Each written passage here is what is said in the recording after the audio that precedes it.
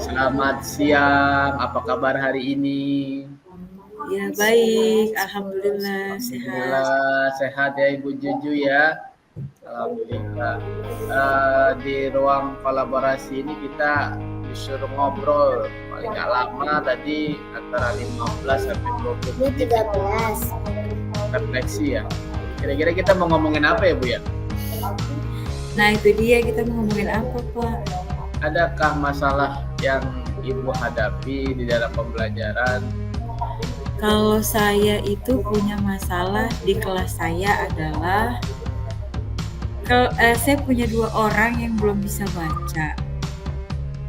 Dengan kondisi di rumah orang tuanya cuek, di sekolah anaknya kalau saya ajarin baca karena sudah kelas 6 jadi malu. Seperti itu. Nah, jadi sampai sekarang itu anak tidak punya rasa ingin sampai bisa baca gitu, Pak.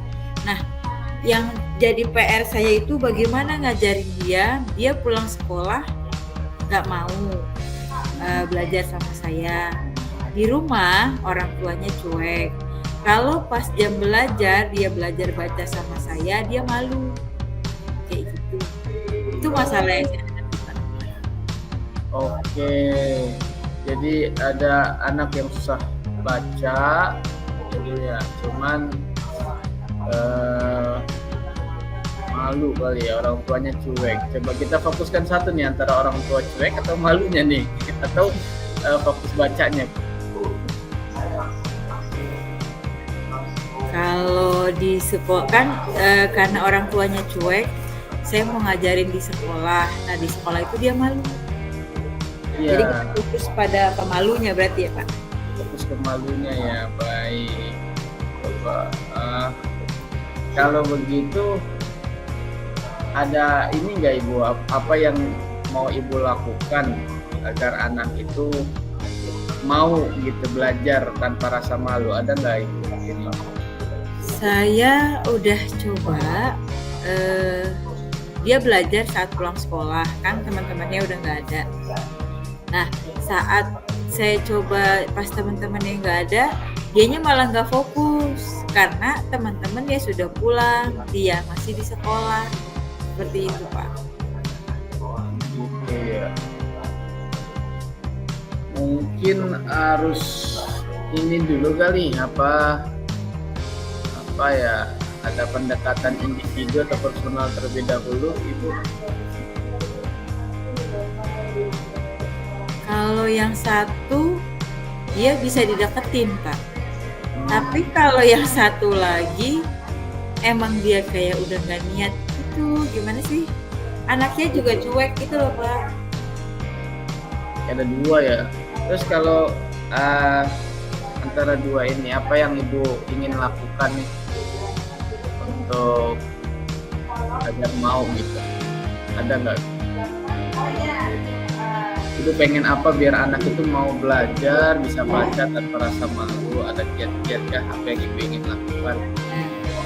Sebenarnya saya mau keras ya Pak. Maksudnya mau marah gitu. Dengan dia tidak bisa baca di kelas 6, tapi dia diajak untuk bisa bacanya gak sulit. Kalau pagi ada teman-temannya, dia malu. Kalau pas jam pulang dia nggak konsen kan teman-temannya udah pulang. Nah, tapi kan kalau marah nggak boleh ya Pak ya, nggak boleh marah. Terus saya kasih metode pembelajaran dia seperti anak kelas 1, seperti menulis 2 suku kata, lalu menulis 3 suku kata, dan menulis kalimat tapi yang suku katanya dipisah-pisah gitu. Nah dari situ udah saya lakukan. Ada yang satu bisa memahami proses bacanya, cara bacanya dari tulisan itu. Cuman yang satu masih ngeblank juga, nggak dapet juga. Nah karena jujur ya Pak, kan saya juga punya tugas dari guru penggerak ini kan tugasnya banyak juga.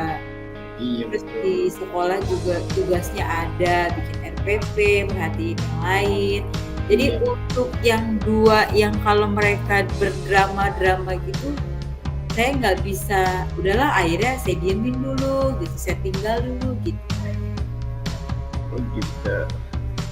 Terus kira-kira ada nggak hal yang bisa membuat anak itu tertarik untuk belajar gitu?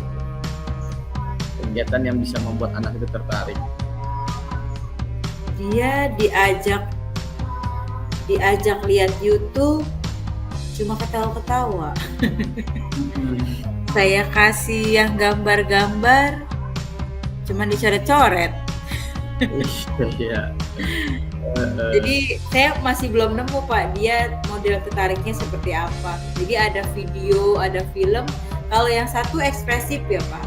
Tapi kalau yang satu benar-benar cuek, bengong aja gitu.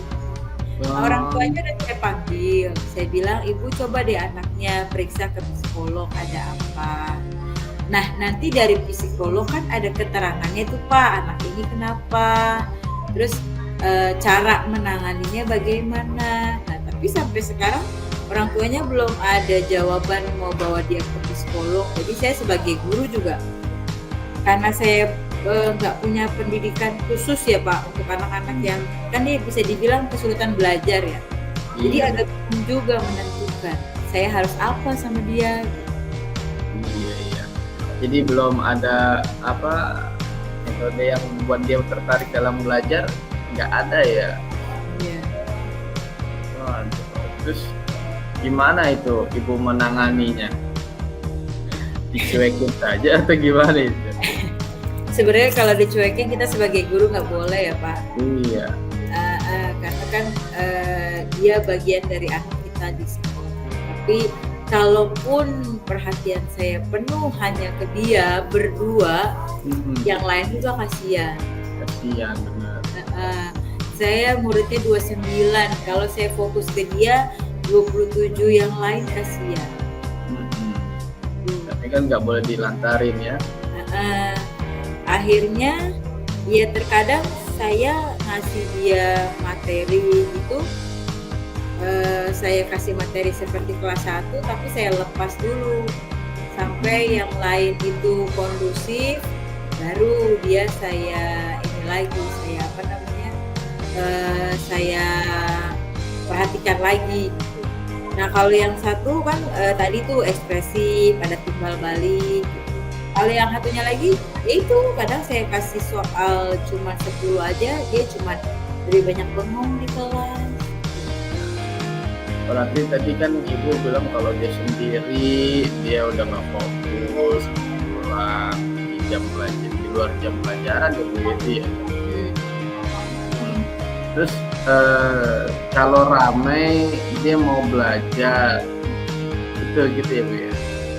Kalau rame dia, kalau belajar pelajarannya sama kayak teman-temannya dia mau. Tapi kalau saya panggil ke depan untuk belajar baca B aba, B ubu, nah dia malu, dia nggak mau. Jadi nggak ada suaranya, benar-benar hanya berdiri aja gitu.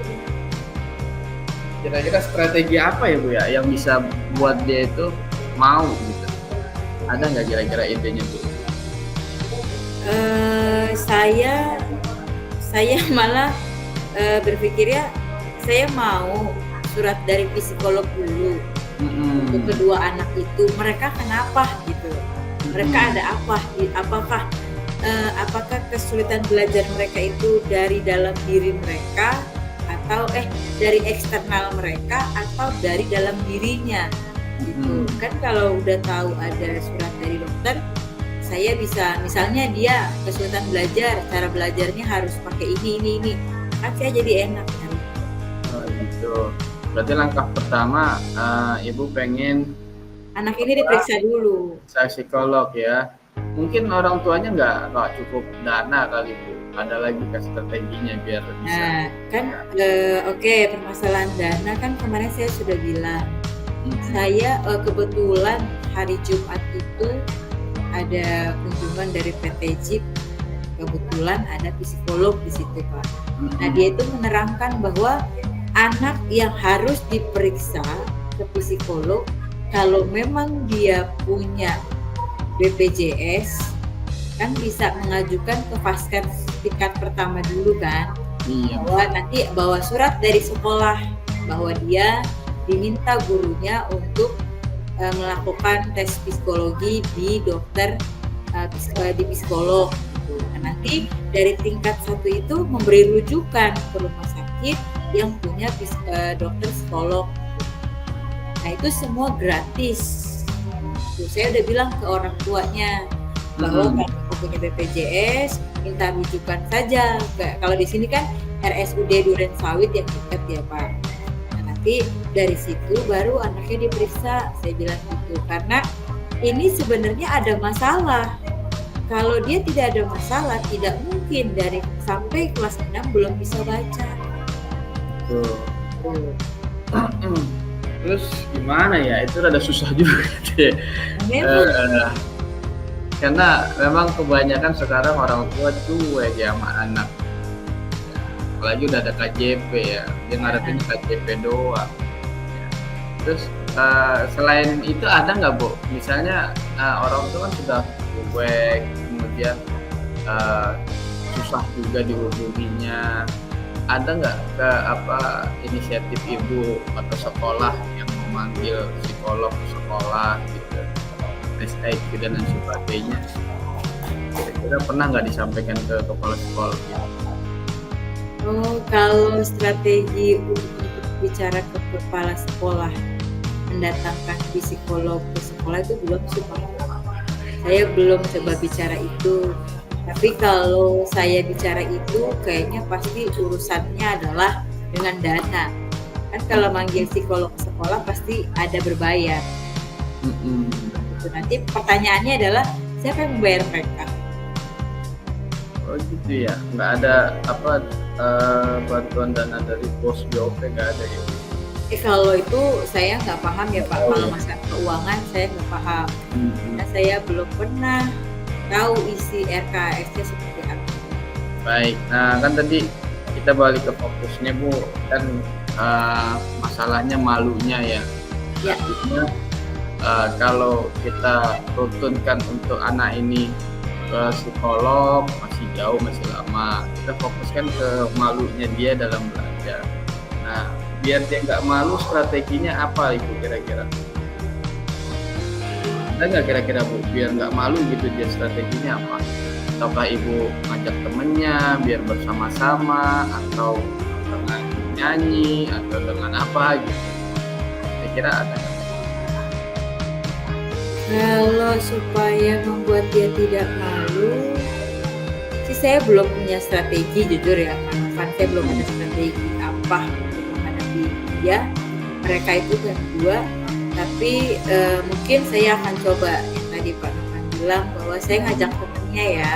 Iya betul. Ngajak temennya coba, misalnya kan dia ada tuh dapat sama beberapa, mungkin saya bisa ajak temennya itu untuk menjadi tutor mungkin ya saat saya Iya, itu udah masuk strategi. Kira-kira kapan itu bisa dilaksanakan Bu? mungkin saya akan coba, kan kita waktu kalau hari besok nggak mungkin ya mungkin saya coba di minggu depan kali ya Pak.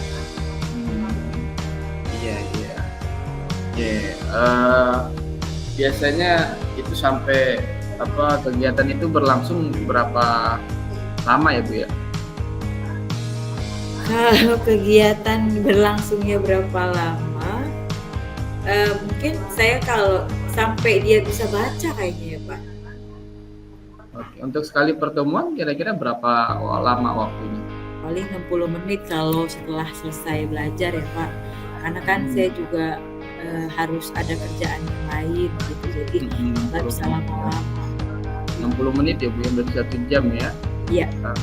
Itu sudah efektif belum ya untuk mengurangi dia rasa malunya, kemudian untuk berani tampil bacanya, kira-kira sudah efektif belum menurut Ibu 60 menit?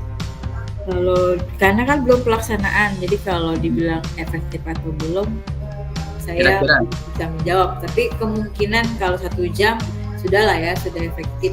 Iya, karena jenuh juga kan 1 jam Iya, lama kalau ini. lama-lama, iya bener. Heeh. Karena beda dengan main. Kalau main kadang ya nggak lebih dari itu ya mereka tetap senang. Tapi kalau belajar, apalagi belajar baca, bosen juga. Bosen nih ya, makanya cukup kayak 60 menit ya Bu ya. Cukup lah. Oke. Kayaknya pembicaraan kita hari ini ya apa yang bisa Ibu dapatkan dari pembicaraan kita hari ini ya. Kayaknya sudah terakhir nih. Tadi kita sudah bahas semuanya gitu. Kira-kira apa yang bisa Ibu dapatkan dari pembicaraan kita hari ini? Yang saya dapatkan hari ini adalah tadi kan Bapak memberikan ya solusi untuk siswa saya yang berdua orang yang belum bisa baca. Tadi masukannya dari Bapak adalah saya harus berkolaborasi dengan orang tua, bicara dengan kepala sekolah, siapa tahu ada bantuan dari sekolah untuk mendatangkan psikolog untuk memeriksa 2 anak tersebut. Karena kalau nunggu orang tua mungkin kendala biaya dan lain-lain. Lalu tadi Bapak bilang untuk belajar supaya mereka tidak malu, saya mengajak mungkin ikutan menemani dia belajar baca sebagai supporter lah ya, agar dia bisa semangat dalam belajar baca. Seperti itu Pak. Iya, alhamdulillah Ibu ya. Berarti sudah sudah selesai pembicaraan coach kita hari ini. Semoga melalui kegiatan tersebut Ibu dapat membuat anak peserta didik Ibu tidak malu lagi dalam tampil dan bisa membaca. Ya Bu ya. Amin ya rabbal alamin. Saya tadi ingin mendengar cerita lebih lanjut di bulan September nanti kayaknya sih, atau di bulan Oktober nanti nih kelanjutannya bagaimana gitu. Kalau sudah berjalan bisa nggak ada perubahan gitu ya Bu ya. Mudah-mudahan ada perubahan ya Bu ya. Oke, siap Pak Novan. Terima kasih banyak. Sama-sama Ibu. Assalamualaikum. Waalaikumsalam warahmatullahi wabarakatuh.